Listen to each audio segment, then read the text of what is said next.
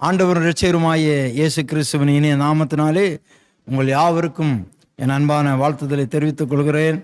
ஆண்டவர் தாமே உங்களோடு கூட இருந்து பேசுவாராக. ஆண்டவர் நல்லவராக இருக்கிறார். கர்த்தர் பெரியவர், பெரிய காரியங்களை செய்வாராக. சங்கீதங்களின் புஸ்தகம் 65ஆம் சங்கீதம் 2ஆம் வசனத்தை வாசிக்கலாம். ஜெபத்தை கேட்கிறவரே, ஜெபத்தை கேட்கிறவரே, மாம்சமான யாவரும் உம்மிடத்தில் வருவார்கள். மாமிசமான யாவரும் உம்மிடத்தில் வருவார்கள்.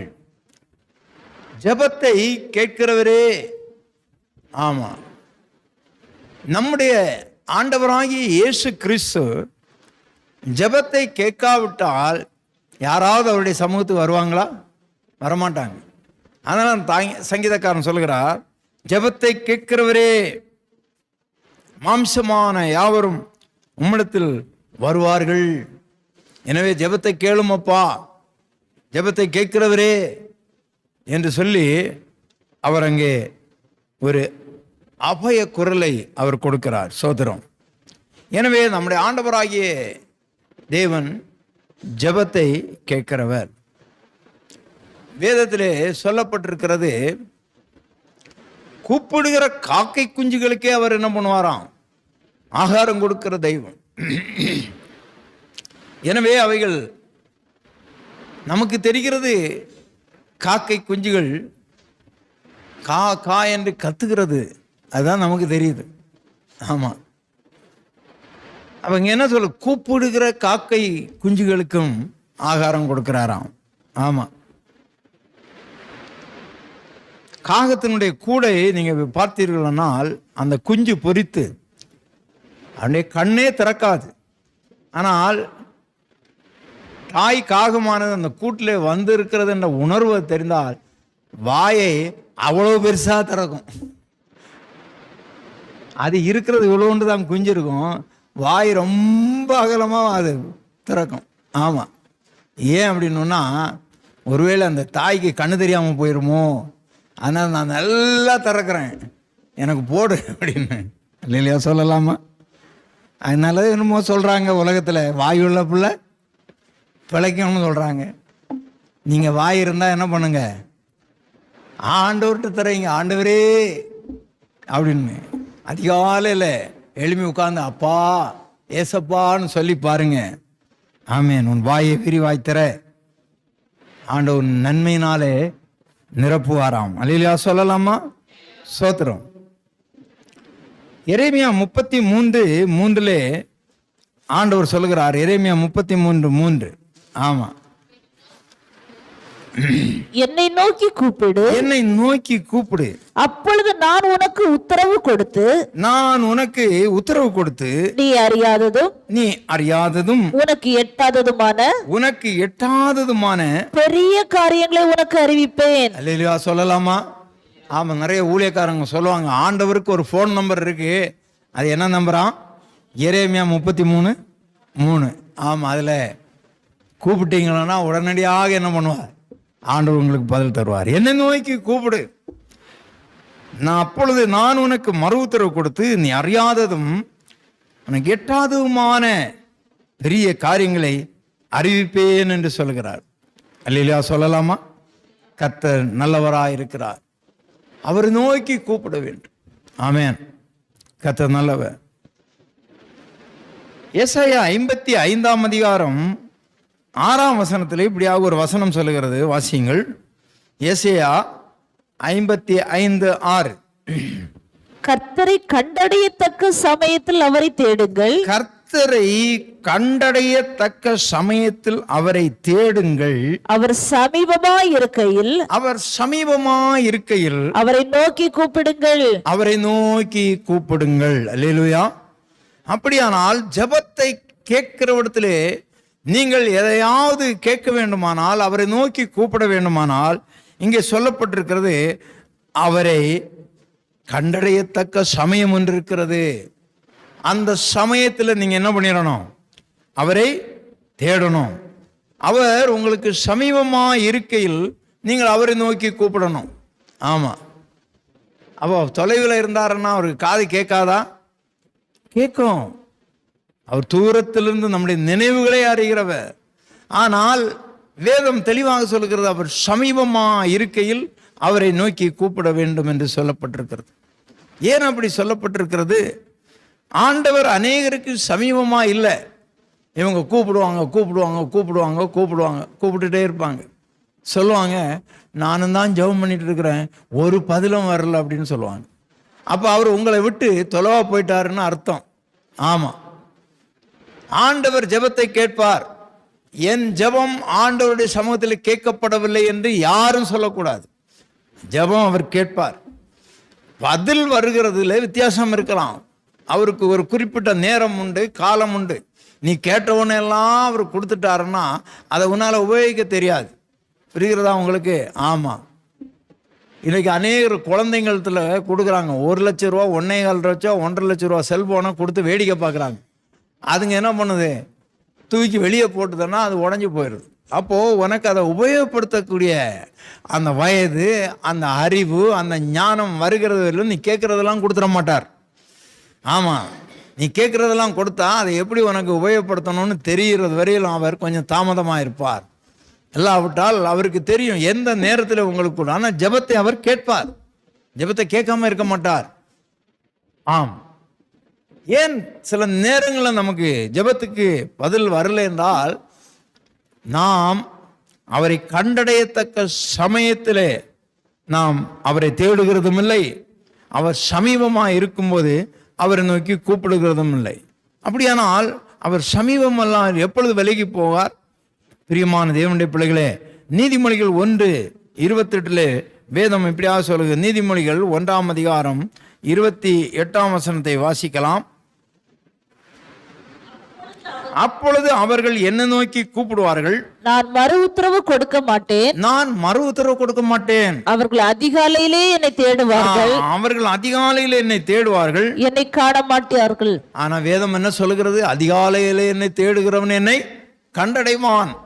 இங்கே நீதிமொழிகளிலே ஆண்டவர் சொல்லுகிறார், அப்பொழுது என்னை நோக்கி கூப்பிடுவார்கள், நான் என்ன பண்ண மாட்டேன்? மறு உத்தரவு கொடுக்க மாட்டேன். அவர்கள் ஆதி காலையிலே தேடுவார்கள், என்னை காண மாட்டார்கள் என்று சொல்கிறார். ஏன் என்று சொல்கிறார் சொன்னால் 23ஆம் வசனத்திலிருந்து வாசிங்க. அதே நீதிமொழிகள் 1:23 கடிந்து கொள்ளுதலை என் கடிந்து கொள்ளுதலுக்கு திரும்புங்கள். இதோ கடிந்து கொள்ளுதலுக்கு திரும்புங்கள். இதோ இதோ என் ஆவியை உங்களுக்கு அருளுவேன். என் ஆவியை உங்களுக்கு அருளுவேன். என் வார்த்தைகளை உங்களுக்கு தெரிவிப்பேன். என் வார்த்தைகளை உங்களுக்கு தெரிவிப்பேன். நான் கூப்பிட்டும் நீங்கள் கேட்க மாட்டோம் என்கிறீர்கள். நீங்கள் கேட்க மாட்டோம் என்கிறீர்கள். நான் என் கையை நீட்டியும் கவனிக்கிறவன் ஒருவனும் இல்லை. என் ஆலோசனை எல்லாம் நீங்கள் தள்ளி, என் ஆலோசனைகளை எல்லாம் நீங்கள் தள்ளி போட்டு விடுறீர்கள். என் கடிந்து கொள்ளுதலை வெறுத்தீர்கள். என்னுடைய கடிந்து கொள்ளுதலையும் நீங்கள் வெறுக்கிறீர்கள். ஆகையால் நானும் உங்கள் ஆபத்து காலத்திலே நகைத்து நீங்கள் பயப்படும் காரியங்கள் வரும்போது ஆகடியம் பண்ணுவேன் சொல்றார். ஆகடியம் பண்ணுவேன்னா அவரு சிரிப்பாராம், ஏளனம் பண்ணுவார். நாம் கூப்பிடும் போது அவர் என்ன பண்ணுவாராம்? அவர் நகைப்பாராம். ஏன் அப்படி செய்கிறார்? என் சொல்லுக்கு நீங்க கீழ்ப்படியவில்லை, என் ஆலோசனையை நீங்க கேட்கவில்லை, நீங்க மனம் போன போக்குல இருக்கிறீங்க. அதனால உங்களுக்கு ஆபத்து வரும்போது, துன்பம் வரும்பொழுது நானும் நகைத்து, உனக்கு பயப்படும் காரியம் வரும்போது நான் ஆகடியம் பண்ணுவேன்.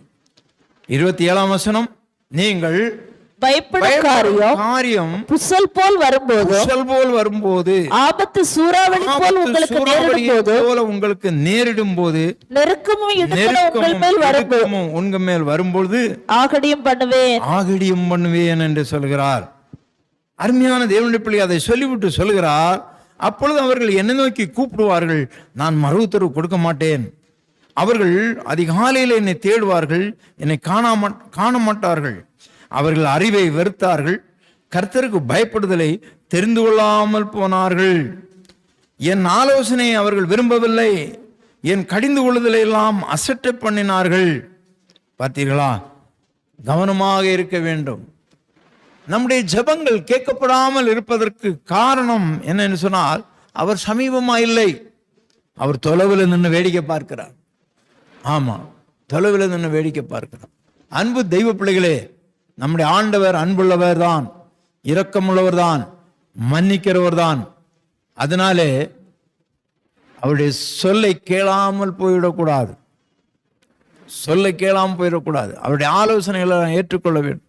அவர் மெல்லிய சத்தத்தோடு நம்மோடு பேசுவார். நீ இதை செய்யாதே, இதை சொல்லாதே, இப்படி நீ நடவாதே, இப்படி நீ எதிர் பேசாதே அப்படின்னு சொல்லும்போது, அந்த மெல்லிய குரலில் அவன் சொல்லும்போது அதை கேட்டு அதன்படி ஜீவிக்க கற்றுக்கொள்ள வேண்டும். அப்பொழுதுதான் நம்முடைய ஜெபங்கள் கேட்கப்படும். பிரியமானவர்களே, நம்முடைய ஜெபங்கள் அப்பொழுதுதான் கேட்கப்படும்.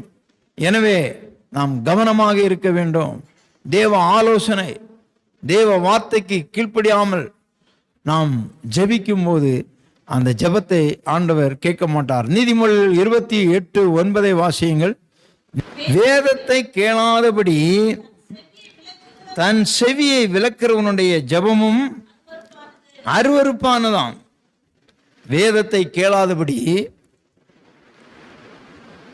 தன் செவியை விலக்கிறவனுடைய ஜெபம் ஆண்டோடைய பார்வைக்கு எப்படி இருக்கான்?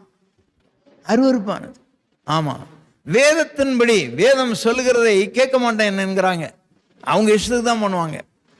அவங்க ஜெபம் ஆண்டோடைய பார்வைக்கு எப்படி இருக்கான்? அருவருப்பா இருக்கிறது, அருவருப்பா இருக்கிறது.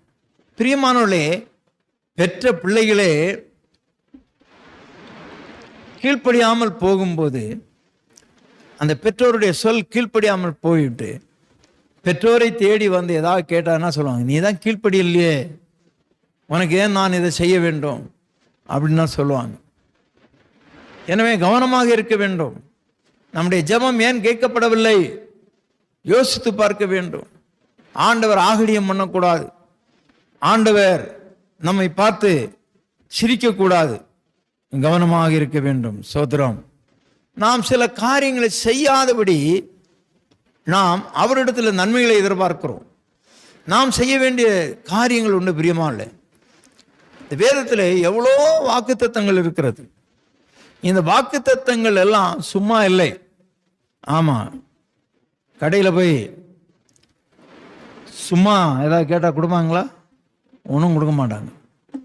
நீங்கள் ஒரு 20 ரூபா 25 ரூபாய்க்காவது காய்கறி வாங்கினாதான் உங்களுக்கு என்ன கொடுப்பாங்க? கறிவேப்பிலையும் கொத்தமல்லி தலை ஏதாவது கேட்டால் கொடுக்கணும்னா நீங்கள் என்ன வாங்கணும். நீங்கள் ஒன்றுமே செய்யாமல் கேட்டால் எப்படி இருக்குன்னு தெரியுமா? ஆமாம், தெய்வ பிள்ளைகளே, கொடுமையான காலத்தில் நாம் வாழ்ந்து கொண்டிருக்கிறோம். பிரியமான தேவனுடைய பிள்ளைகளே, கவனமாக இருக்க வேண்டும். ஆமாம், ஆண்டவர்கிட்ட எதையும் கொடுத்து ஏமாற்றலாம் முடியாது. ஆண்டவர் சொல்படி நடந்தால் நமக்கு ஆசீர்வாதம். ஆண்டவர் சொல்படி நடக்கலைன்னா நமக்கு ஆசீர்வாதம் கிடையாது. நம்முடைய ஜெபங்கள் கேட்கப்படாது. ஆமாம்,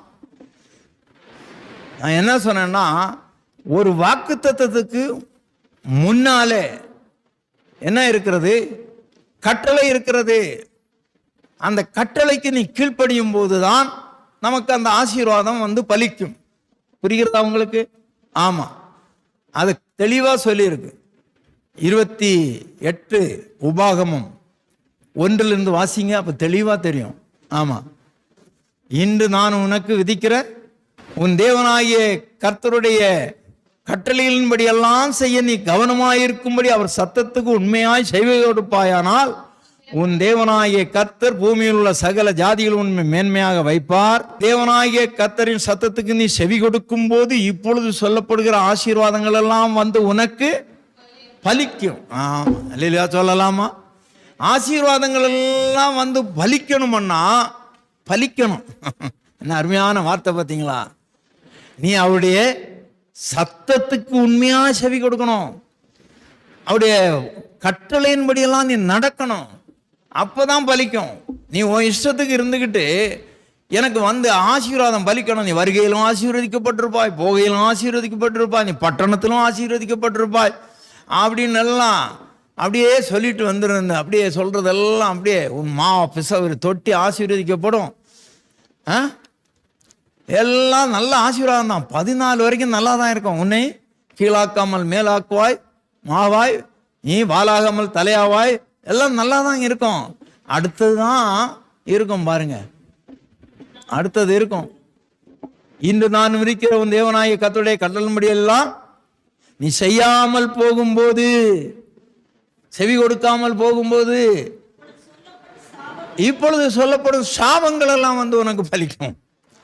பிரியமானோலே, வெறும் கட்டளையை நம்ம பிடிச்சிக்கிட்டு ஜெபம் பண்றோம். ஆண்டவரை இப்படி சொன்னீங்களே, இப்படி சொன்னீங்களே, இப்படி சொன்னீங்களே. இன்னொரு வசனம் உண்டு, சங்கீதங்களின் புஸ்தகம் 50ஆம் சங்கீதம் 15ஆம் வசனம். இது எல்லாருக்கும் தெரிஞ்ச ஒரு வாக்குத்தத்த வசனம்.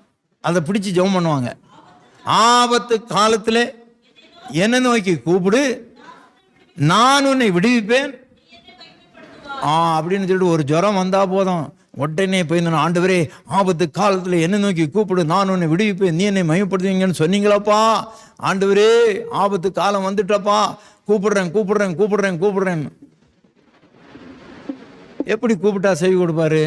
அதுக்கு முந்தின வசனத்தை நிறைவேற்றிட்டு அடுத்ததை கூப்பிடணும். அதுக்கு முந்தின வசனம் என்ன சொல்லுகிறது? 14. முதல்ல உன் தேவனுக்கு ஸ்தோத்திர பலியிடு. கர்த்தாவே உமக்கு ஸ்தோத்திரம், ஆண்டவரே உமக்கு ஸ்தோத்திரம் அப்படின்னா ஸ்தோத்திர பலியிடுகிறவன் என்னை மகிமைப்படுத்துகிறான். நம்ம என்ன சொல்லுவோம்? எனக்கு அண்ணன் இருக்கிறான், என் தம்பி இருக்கிறான், என் மாமன் இருக்கிறான், என் அக்கா இருக்கிறா, என் தங்கச்சி இருக்கிறா. நம்ம அவங்கள தான் மகிமைப்படுத்திட்டு இருக்கிறோம். புரிகிறதா உங்களுக்கு? ஆமா, கவனமா இருங்க.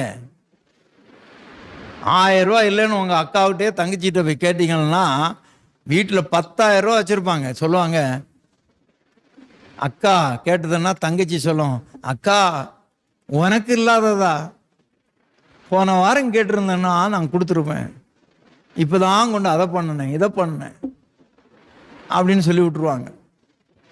கவனமாக இருக்கணும் பிரியமான. எனவே நாம் கர்த்தரை மயப்படுத்தணும், அவங்கள மயப்படுத்தக்கூடாது.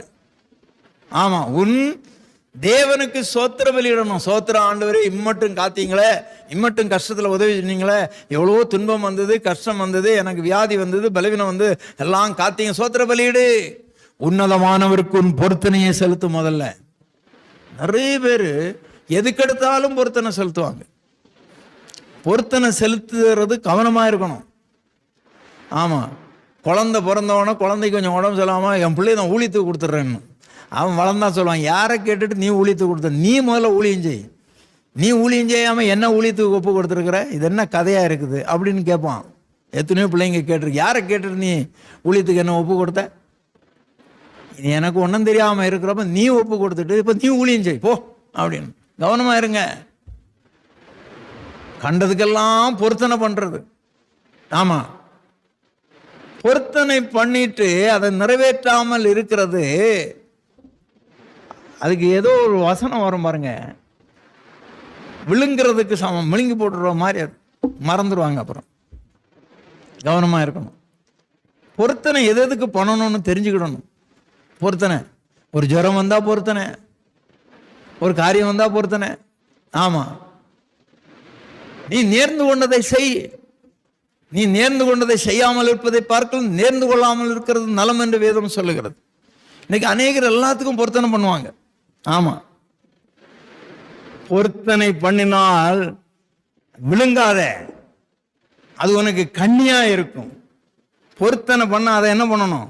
நிறைவேற்றணும். ஆமா, அப்போ நீங்க பிள்ளைங்களுக்கு பேர்ல நீங்க பொருத்தனை பண்ணக்கூடாது. புரிகிறதா உங்களுக்கு? ஆமா, பிள்ளைங்களுக்கு பேர்ல பொருத்தனை பண்ணா யாரு? அன்னாள் பொருத்தனை பண்ணா, நீர் எனக்கு பிள்ளையை கொடுப்பீரானால் நான் அவனை உமக்கென்று வளர்ப்பேன். அது பால் மறந்தவனை கொண்டு போய் எங்க பண்ணி விட்டா? சர்ச்சில் கொண்டு போய் விட்டா. ஆமா, வருஷத்துக்கு ஒரு முறை தானா அவள் போய் பாப்பா. ஒரு சட்டையை எடுத்துட்டு போய், துணியை எடுத்துட்டு போய் பிள்ளைய. ஆமா, அன்பு தெய்வ பிள்ளைகளே, பொருத்தனை பண்ணினா நிறைவேற்றணும். அப்போ என்னங்க பொருத்தம் பண்ணுறது? பிள்ளைக்கு உடம்பு சரியில்லைன்னு வந்ததுன்னா பிள்ளைய ஊழியத்துக்கு கொடுப்பேன்னு நீ பொருத்தனை பண்ணாத. 10 தெருவுக்கு ட்ராக்ஸ் கொடுப்பேன்னு நீ பொருத்தனை பண்ணு. நீயே அந்த பொருத்தனையை என்ன பண்ணு, 10 தெருவில் நான் கொண்டு போய் ட்ராக்ஸ் கொடுப்பேன், நான் இயேசுவுக்காக இந்த காரியத்தை செய்வேன், நீ பொருத்தனை பண்ணு. நீ என்ன பிள்ளையின் மேல சுமத்துறது? அது ஒண்ணுமே அறியாத குழந்தை. நிறைய பேர் பொருத்தனை பண்ண தெரியாமல் பொருத்தனை பண்றாங்க. ஆமா, அதனால ஆண்டவர் சொல்றார், நீ முதல்ல தேவனுக்கு ஸ்தோத்திர பலியிடு, உன்னதமான தெய்வத்துக்கு நீ பொருத்தனை செலுத்து. முதல்ல உன் பொருத்தனைகளை செலுத்து. இப்போ யோசித்து பார்ப்பாங்க, சின்ன வயசுல பொருத்தனை பண்ணது கூட நான் இன்னும் நிறைவேற்றாம இருக்கிறேனே அப்படின்னு. கவனமா இருங்க. புரியுதா சொல்றது? பொருத்தனைன்னு சொல்லிட்டு பண்ணாதுங்க. ரட்சிக்கப்படுறதுக்கு முன்னால கூட பொருத்தனை பண்ணுவாங்க. தேவனை அறியாதவர்களும் பொருத்தனை பண்றாங்க. நல்லா கவனிக்கணும். இன்னைக்கு நிறைய பேருக்கு பொருத்தனை பண்றதுக்கும் தெரியல. ஆமா, பிரியமான தேவனுடைய பிள்ளைகளே, இது தேவையா? இது தேவையா? எனவே நீ முதல்ல தேவனுக்கு ஸ்தோத்திரம் பண்ணு, உன்னதமானவருக்கு உன் பொருத்தனை செலுத்து. அதுக்கு பிறகு என்ன பண்ணு, ஆபத்து காலத்தில் என்ன நோக்கி கூப்பிடு. அதுக்கு முந்தின உள்ள வசனங்களை நீங்க படிச்சீங்கன்னா ரொம்ப இதா இருக்கும். 9ஆம் வசனம் வாசிங்க. உன் வீட்டில் இருந்த காளைகளையும் உன் தொழுவத்தில் இருந்த ஆட்டுக்கடாக்களையும் நான் வாங்கிக் கொள்வதில்லை. ஆண்டவருக்கு பிரியாணி தேவைன்னா உங்கள்ட்ட நீ ஒரு ஆடை கொண்டு வா, நான் பிரியாணி சாப்பிடணும் அவர் கேட்க மாட்டார். புரிகிறதா உங்களுக்கு? நம்முடைய ஆண்டவர். வேற ஆண்டவர்லாம் கேட்குது, கோழி கொண்டு வா, ஆடு கொண்டு வான்னு. அப்படியே ஆடை கொண்டு விட்டாச்சுன்னா அதை கழுத்தை ஒருத்தன் பிடிக்கிறான், காலை பிடிக்கிறான், தலையை போய் கயிறை பிடிச்சி இழுக்கிறான், ஒருத்தன் வெட்டுறான், ஒரே வெட்டு ரத்தம் மாதிரி அதை குடிக்கிறான். இதெல்லாம் கடவுளா? கடவுளுக்கு ஆட்டுக்கடாக்களின் ரத்தம் வாசிங்கம்மா. உன் வீட்டிலிருந்து காளைகளையும் உன் தொழுவத்திலிருந்து வாங்கிக் கொள்வதில்லை. அப்படி எனக்கு ஒரு வேளை தேவைப்பட்டதுன்னா சகல காட்டு ஜீவன்களும் பர்வதங்களில் 1000 தெரிகிற மிருகங்களும் என்னுடையவைகள், மலையில் உள்ள பறவையெல்லாம் நான் அறிவேன், வெளியில் நடமாடுகிறவையெல்லாம் என்னுடையது. நான் பசியா இருந்தா உனக்கிட்ட சொல்ல மாட்டேன், பூமியின் அது நிறைவும் என்னுடையவைகள். நான் எருதுகளின் மாமிசம் புசித்து ஆட்டுக்கடாக்களின் ரத்தம் குடிப்பேனோ. நிறைய கவனிக்கணும். ஆமா, ஆண்டவருக்கு நீ ஏதாவது கொடுத்து அவரை அப்படியே பிரெயின் வாஷ் பண்ணிடலான்னு நினைக்காத. நீ என்ன பண்ணணும்? உன்னதமான தெய்வத்துக்கு பயந்து ஸ்தோத்திர பலியிடு. நீ ஸ்தோத்திர பலியிடு, உன் பொருத்தனை நீ செலுத்து. ஆமா, நீ பொருத்தனை என்ன பொருத்தனை? நான் உமக்காக ஜீவிப்பேன் ஆண்டவரே. ஆமா, கல்யாணம் பண்ணும் பொருத்தனை பண்றாங்க தெரியுமா? உடன்படிக்கையா? அது உடன்படிக்கை, அக்ரிமெண்ட். என்ன அக்ரிமெண்ட்? வாழ்விலும் தாழ்விலும் இன்பத்திலும் துன்பத்திலும் மரணம் நம்மை பிரிக்கும் வரை. அடுத்தது, உம்மை விட்டு பிரிய மாட்டேன், உம்மை போஷிப்பேன். இதுல வேற வாக்கு கொடுக்கிறது. உம்மை போஷிப்பேன், உன்னை காப்பாற்றுவேன். காலமை எழும்பி ஒரு டம்ளர் காப்பி போட்டு கொடுக்கணும்னு சொன்னா அப்ப சொல்றதை கேட்கணும். அங்க வாக்கு என்ன கொடுத்தாங்க? உடன்படிக்கை. உன்னை போஷிப்பேன், உன்னை காப்பாற்றுவேன், என் சரீரத்தினால எனக்கு உண்டான எல்லா பொருட்களினாலும் உன்னை கனம் பண்ணுவேன். கனம் பண்ணுவேன். டேய் இங்க வாடா, இதான் கனம் பண்றது. முதல்ல பொருத்தனை செலுத்து. கல்யாணத்தை கையை பிடிச்சிக்கிட்டு சொன்னி அதை முதல்ல பொறுத்து செலுத்து முதல்ல, அப்புறம் அடுத்த கதை. ஆமா, அப்புறம் பாஸ்டர் போனோம். ஏங்க பாஸ்டர் ஐயா, இந்த பாருங்க என் புருஷன் அடிச்ச அடியில் பாருங்க பல் 2 எங்க பஞ்சாயத்துக்கு பாஸ்டர்கிட்ட. பாஸ்டர் கொஞ்சம் பயந்துக்கிட்டு, பிரதர் என்ன ஏன்டா அப்படி அடிச்சோன்னா பாஸ்டருக்கு பல்லு கொட்டி போயிடும். அதனால பாஸ்டர் கொஞ்சம் தயவா, என்ன பிரதர் நீங்க நல்லவர் வல்லவர், அடி எனக்கு விழுந்துடக்கூடாதுல்ல. பொருத்தனை செலுத்துனீங்களே, கொஞ்சம் யோசித்து பாருங்க. அதுவும் என்ன சொல்லுவார்? தேவனுடைய சமூகத்திலே பரிசுத்தவான்களுடைய மத்தியிலே. இன்னொருத்தர் ஜெபம் பண்ணுவார். இவர் ஜெபம், ஆண்டவரே பிள்ளைகள் உம்முடைய சமூகத்திலே பரிசுத்தவான்கள் மத்தியிலே ஏறெடுத்த ஆண்டவரே உடன்படிக்கைகள் எல்லாம் கடைசி வரைக்கும் காப்பாற்றணும். எல்லா ஜெபமும் கேட்கப்படாம போச்சு. எல்லா ஜெபமும் கேட்கப்படாம போச்சு. ஆமா, 3 மாசத்துல அது திண்ணையில படுத்திருக்கு, இது அடுப்படியில் படுத்து கிடக்கு. கொடுமை. ஏன்? உன்னதமானவரை நோக்கி பார்ப்பது கிடையாது. உன்னதமானவருக்கு செய்ய வேண்டிய காரியங்களை கனத்தை கொடுக்கிறது கிடையாது. கவனமாயிருப்போம் பிரியமால. இதெல்லாம் செய்துட்டு தான் ஆண்டவர் சொன்னா, ஆபத்து காலத்தில் என்ன நோக்கி கூப்பிடு, நான் உன்னை விடுவிப்பேன், நீ என்ன மகிமைப்படும். நம்ம முதல்ல அங்கே போயிடுறோம். ஆமாம், அவர் சொன்னதை மட்டும் அவர் மீதியெல்லாம் சொன்னார், அதை கேட்க மாட்டோம். ஆமாம், ஆபத்து காலத்தில் என்ன நோக்கி கூப்பிடு, இது மட்டும்தான் நமக்கு மைண்டில் இருக்குது. சோத்திரம். கவனமாயிருப்போம், கவனமாயிருப்போம். ஆமாம், லூக்கா எழுதின சுவிசேஷம் 18ஆம் அதிகாரம் 10ஆம் வசனத்துக்கு வாங்க. லூக்கா 18:10. இது வரைக்கும் பழைய ஏற்பாட்டில் பார்த்தோம்ல, புதிய ஏற்பாட்டில் பாருங்க, 10லேருந்து வாசிங்க. 2 மனுஷர்கள் ஜெபம் பண்ணும்படி தேவாலயத்துக்கு போனார்கள். ஒருவன் பரிசேயன், ஒருவன் ஆயக்காரன். பரிசேயன் நின்று, தேவனே, நான் பரிகாரர், அநியாயக்காரர், விபச்சாரக்காரர். ஆமா ஆண்டவரே, நான் அப்படி இப்படி எல்லாம் கிடையாது ஆண்டவரே. அவனை போல இல்லை, இவனை போல இல்லை, பக்கத்து வீட்டுக்காரனை போல இல்லை, அவங்கள போல இல்லை. இந்த என்கிட்ட ஒருத்தன் நிற்கிறான பின்னாடி தொலைவில், அந்த ஆயக்காரனை போல கூட நான் கிடையாது.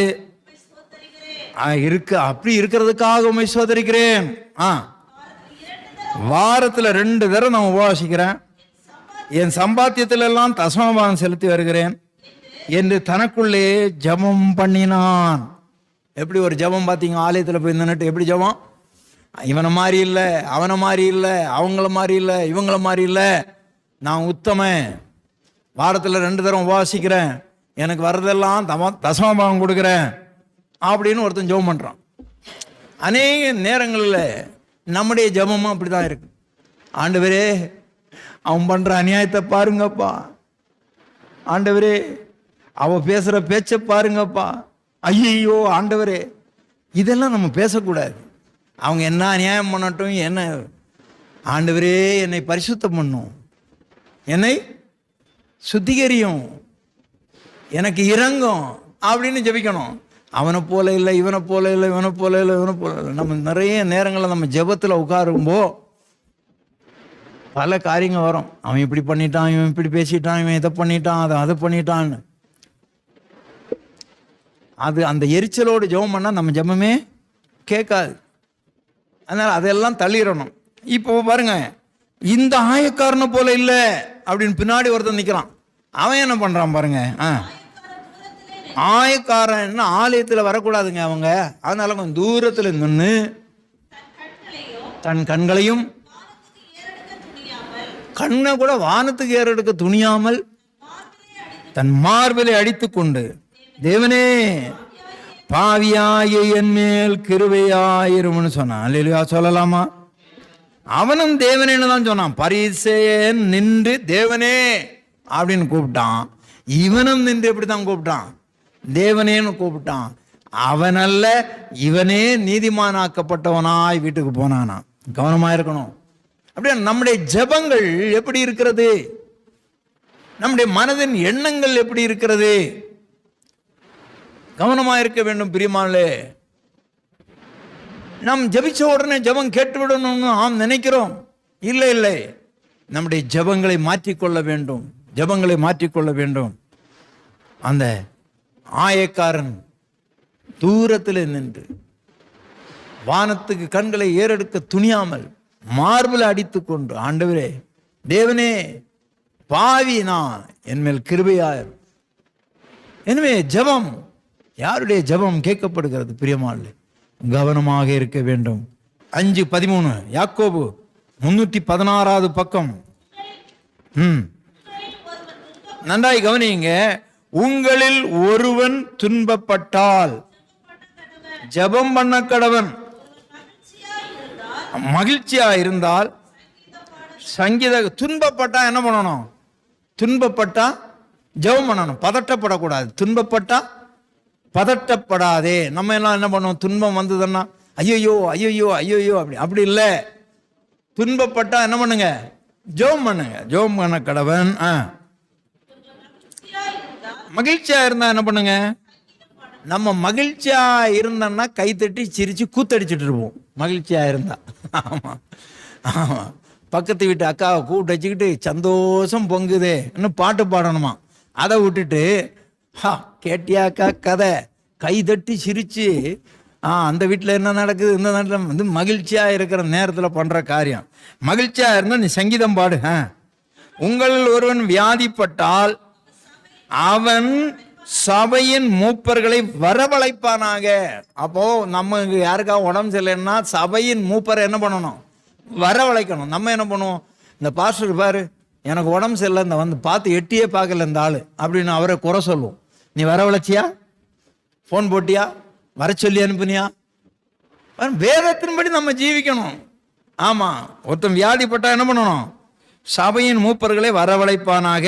அவர்கள் கர்த்தருடைய நாமத்தினாலே அவனுக்கு எண்ணெய் பூசி அவனுக்காக ஜெபம் பண்ணணும். எண்ணெய் பூசி என்ன பண்ணணும்? ஜெபம் பண்ணணும். ஆமா. நம்ம என்ன பண்ணுவோம்?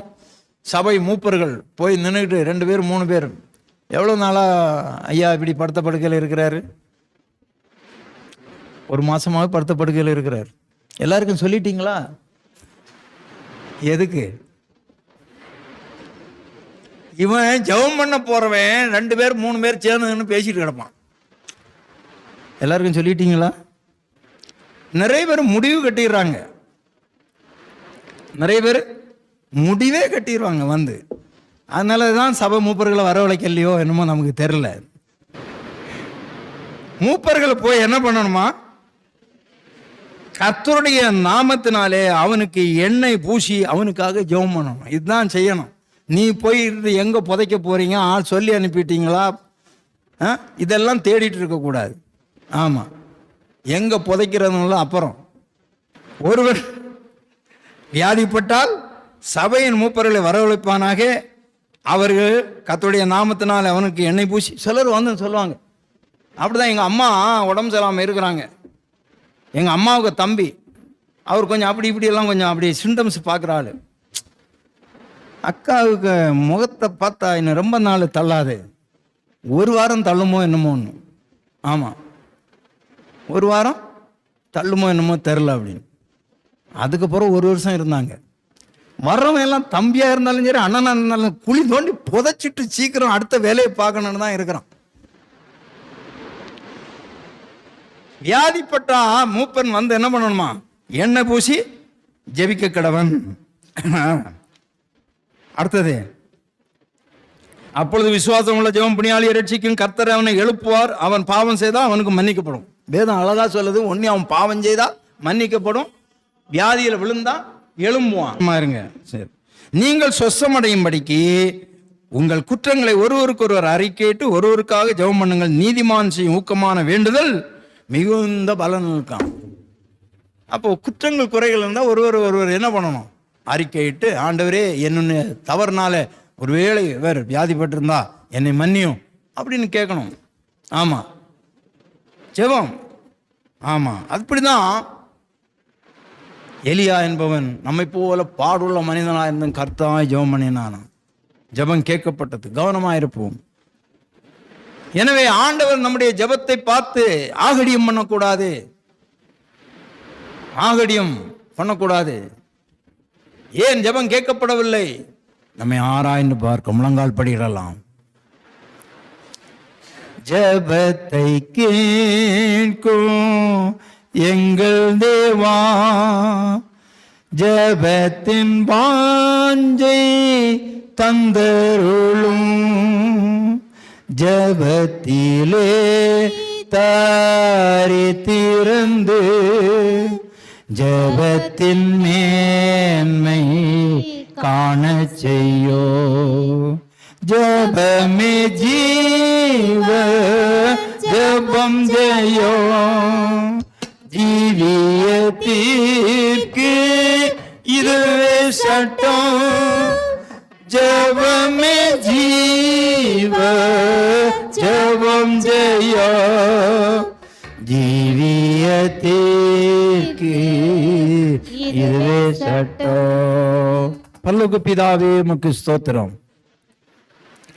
ஆண்டவராகிய தேவனே, நாங்கள் எப்படி ஜெபிக்க வேண்டும் என்று எங்களுக்கு கற்றுக் கொடுத்திருக்கிறீர். உம்முடைய வசனங்களுக்கு நாங்கள் கீழ்ப்படிந்து உமக்கு நாங்கள் ஸ்தோத்திர பலியிட வேண்டும். ஆண்டவரே, உம்முடைய வார்த்தைகளுக்கு நாங்கள் செவி கொடுக்க வேண்டும். அப்படி ஜெபிக்கும் போதுதான் ஆண்டவர் விடுதலை. நீர் கூப்பிடும் போது நாங்கள் கேட்காமலும் உம்முடைய வசனத்துக்கு நாங்கள் செவி கொடுக்காமல் போகும்போது நீர் ஆகடியும் பண்ணுவேன் என்று சொல்லுகிறீங்கப்பா. அந்த நிலைமை எங்களுக்கு வராதபடி ஆண்டவரே, எங்களுடைய ஆபத்து காலங்களிலே எங்களுடைய ஜெபம் கேட்கப்பட வேண்டுமானால் உன்னதமானவருக்கு நாங்கள் ஆண்டவரே ஸ்தோத்திர பலி செலுத்து. ஆண்டவரே, தேவனுக்கு ஸ்தோத்திர பலியிட்டு உன்னதமானவருக்கு எங்கள் பொருத்தனைகளை செலுத்த கிருபைதார். மனம் பதறி நாங்கள் பொருத்தனைகளை செலுத்தக்கூடாது. எதற்கு பொருத்தனை செலுத்த வேண்டும் என்று நாங்கள் உணர்ந்து பொருத்தனை செலுத்த கிருபைதார். எங்கள் வாழ்க்கையை சரிபடுத்துவீராக. எங்கள் ஜெபம் கேட்கப்படட்டும். ஆண்டவரே, அந்த ஆயக்காரனை அந்த ஜெபத்தை நீர் ஏற்றுக்கொண்டீர். பரிசேயனுடைய ஜெபம் கேட்கப்படவில்லை. ஆண்டவரே அப்பா, அப்படிப்பட்ட ஜெபங்கள் எங்களுக்கு வேண்டாம். நாங்கள் நீதிமானாய் இருந்து கருத்தாய் ஜெபிக்க உதவி செய்யும். எங்கள் ஜெபம் கேட்கப்படட்டும். நம்முடைய வரைக்கு ஆயத்தப்படுத்தும். இயேசுவின் ஜெபிக்கிறேன் பிதாவே, ஆமென்.